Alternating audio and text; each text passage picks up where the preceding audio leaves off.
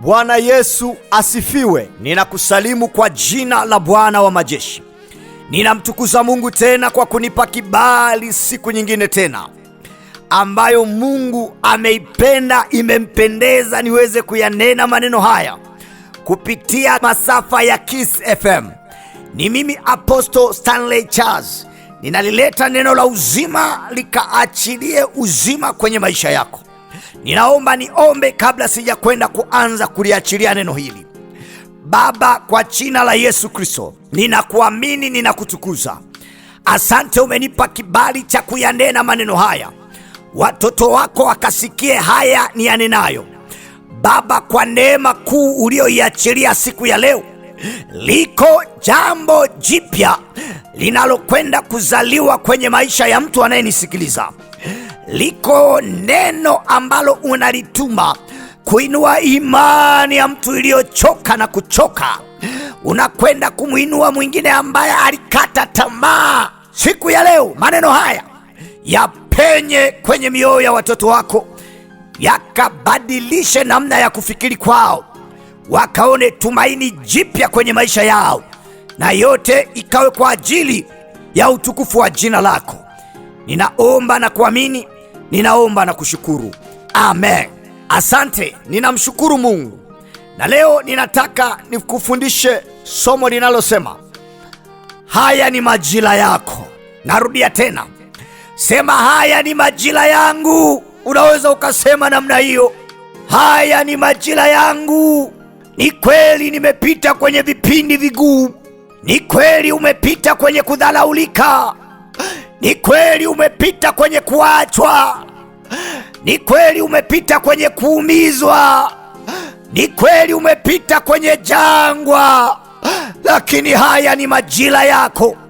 Kama vile ambavyo Roho wa Bwana anasukuma ujumbe huu ndani yangu, ananiambia nikwambie haya ni majira yako. Tena narudia, haya ni majira yako. Neno la Bwana linasema kwenye Zaburi ya 113 mstari ule wa 7, humwinua mnyonge kutoka mavumbini na kumpandisha maskini kutoka jaani. Humwinua mnyonge kutoka mavumbini. Kuna wakati tunapita katika hali ya kudhalaulika. Kuna wakati tunapita katika hali ya kuchoka. Kuna wakati tunapita katika hali ya kutupwa.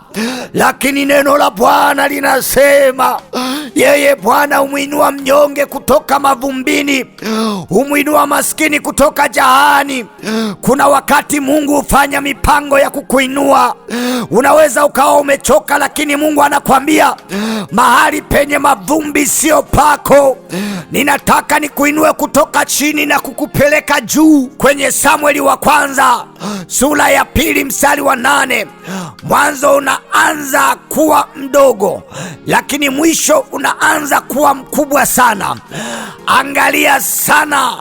Angalia sana katika mwanzo wowote ambao unauona mdogo, tarajia ya kwamba mwisho utakuwa mkubwa sana. Narudia tena, mwanzo unaweza kuwa mdogo, lakini tarajia mwisho utakuwa mkubwa sana. Fahamu kuwa mwanzo wako si muhimu kuliko mwisho wako. Mwisho unapaswa kuwa muhimu kuliko mwanzo. Tena ujapokuwa huo mwanzo wako ulikuwa ni mdogo, lakini mwisho wako utaongezeka sana. Narudia tena, ujapokuwa huo mwanzo wako ulikuwa ni mdogo, lakini mwisho wako utaongezeka sana. Maandiko haya yanatoka kwenye kitabu cha Ayubu 8:7. Pamoja mwanzo wako ulikuwa ni mdogo, lakini tarajia mwisho wako kuongezeka sana. Hili ni neno la imani linalokuinua wewe unayenisikia hapa. Haya ni majira yako. Haijalishi unaanza jambo kwa udogo, lakini yeye Baba anasema mwisho wako utaongezeka sana. Hili ni neno la imani kwa ajili yako. Baba amenituma ananiambia nikwambie haya ni majira yako. Haijalishi ulipita kwenye majira ya ugumu, haijalishi ulipita kwenye majira ya jangwa, lakini yeye Baba anasema haya ni majira yako. Huwa kuna majira tunapita jangwani. Jangwani ni mahali hapana maji. Jangwani ni mahali ambapo pakame. Ni kweli tunapita kwenye kwenye mazingira magumu, lakini Roho wa Bwana ananiambia nikwambie, haya ni majira yako. Roho wa Bwana ananiambia nikwambie, haya ni majira yako. Hizi ni nyakati zako. Haijalishi jambo lako lilianza kwa udogo, tarajia kuongezeka katika mambo yote. Tarajia kuongezeka kwenye huduma, tarajia kuongezeka kwenye kazi, tarajia kuongezeka kwenye mtaji, tarajia kuongezeka kwenye ndoa. Nimetumwa nikutangazie maongezeko. Haijalishi ya kwamba unapita kwenye kipindi gani, lakini sauti inaniambia haya ni majira yako. Usiangalie mwanzo wako ukoje, pambana kufanya mwisho wako uwe mzuri. Haijalishi huna elimu, haijalishi huna fedha, kikubwa ni mwisho wako.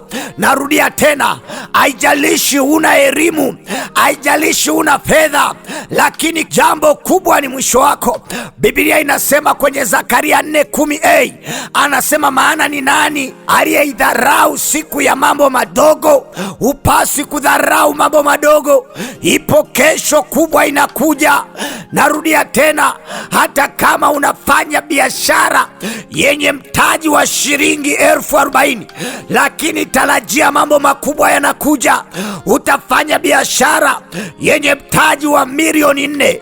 Kinachotakiwa kujenga imani, kinachotakiwa kuamini tu. Weka imani mbele za Baba, weka imani kwenye mambo makubwa, weka imani kwenye mambo makubwa. Narudia tena, weka imani kwenye mambo makubwa. Biblia yangu inaniambia Isaya 9 mstari wa 1, Biblia inasema hapo kwanza aliingiza nchi ya Zabroni na nchi ya Naftali katika hali ya kudharauliwa, lakini zamani za mwisho ameifanya kuwa tukufu. Narudia tena, zamani za mwisho ameifanya kuwa tukufu, Galilaya ya mataifa. Narudia tena, unaweza ukawa unaingizwa kwenye jambo kinyonge, unaweza ukalianza jambo kinyonge. Kuna mahali Bwana anakupeleka katika hali ya kudharauliwa, lakini mwisho wako Bwana anasema utakuwa mkubwa. Pale wanapokudharau, wanapokuona mjinga, wewe ndio majira yako ya kuinuliwa. Pale unapodharaulika, unaonwa ufai, Bwana ndipo anapotaka kuinue. Ninaongea na mtu aliyekata tamaa, ninaongea na mtu aliyechoka, ninaongea na mtu aliyedharauliwa, ninaongea na mtu aliyejikatia tamaa kwenye moyo wake. Baba ananiambia ya kwamba katika hali ulio nayo, inuka sasa. Wewe ni shujaa, inuka. Yako mambo makubwa Bwana ameyapanga. Haya ni majira yako, ni majira yako ya kuolewa usiye na ndoa, ni majira yako ya biashara usiye na biashara, ni majira yako ya kusoma wewe usiyesoma. Haya ni majira yako. Ulitafuta ada sana, lakini Bwana amenituma nikwambie yametimia majira yako ya kupata ada na kwenda shuleni. Yametimia majira yako ya mkeo aliyekukimbia kurejea. Haya ni majira yako Bwana kuiunganisha familia iliyovunjika vunjika. Haya ni majira ya Bwana, haya ni majira ya Bwana, kwa jina la Yesu wa Nazareti aliye hai. Oskapate limantarabadesketelia. Nisikilize nikwambie, uchumi wa mtu unaweza ukawa mdogo sana, ukaanza katika hali ndogo sana, hata ya kuuza ndizi, hata kuuza karanga au zabibu. Lakini katika kupambana kwake, kuna majira yanafika, Bwana anamtoa huko, anaanza kufanya biashara kubwa, anaanza kufanya mambo makubwa. Hatuangalia kwamba mtu anaanza kwenye karanga, lakini haya ni majira yako. Ninapokuambia ni majira yako, unaweza ukaanza hata kwa ice cream, na kuna jambo Mungu akafanya. Ninaposema ni majira yako, anza kwa jambo lolote dogo, utaona mafanikio. Usisubiri mpaka upate mtaji mkubwa, usisubiri mpaka upate fedha nyingi. Anza katika jambo dogo. Kuna mahali Bwana anakupeleka. Sijui kwa nini Roho wa Bwana ananisisitiza sana. Biblia inasema kwenye kitabu cha Mathayo 24 mstari ule wa 32, basi kwa mtini jifunzeni mfano wa tawi lake, likiisha kuchipuka na kuchanua majani, mwatambua ya kuwa wakati wa mavuno ukaribu. Narudia tena, kwa mtini jifunzeni, mtambue kuna majira ya majani kuchipuka, lakini tambueni ya kwamba wakati wa mavuno uko karibu. Ninaposema wakati wa mavuno upo karibu, unaweza ukaanza kwa jambo dogo na kuambia wakati wa mavuno upo karibu. Unaweza ukaanza kwa kuuza karanga, lakini nakwambia wakati wa mavuno uko karibu. Unaweza ukaanza kwa kuuza zabibu, lakini wakati wa mavuno uko karibu. Anayesikia neno hili la imani ajenge imani ndani yake, aanze kuamini sasa ya kwamba haya ni majira yako, ya kwamba haya ni majira yako. Na hili neno Bwana ameliachilia kwa sababu ametambua haya ni majira yako, ni majira yako. Kuna jambo linakwenda kuchipuka, kuna jambo linakwenda kuchipuka. Kama mama mwenye utungu anapokaribia kujifungua, ninasema ya kwamba anza kupata uchungu wa maisha, anza kuona uchungu wa maisha unaopelekea jambo linakwenda kuzaliwa.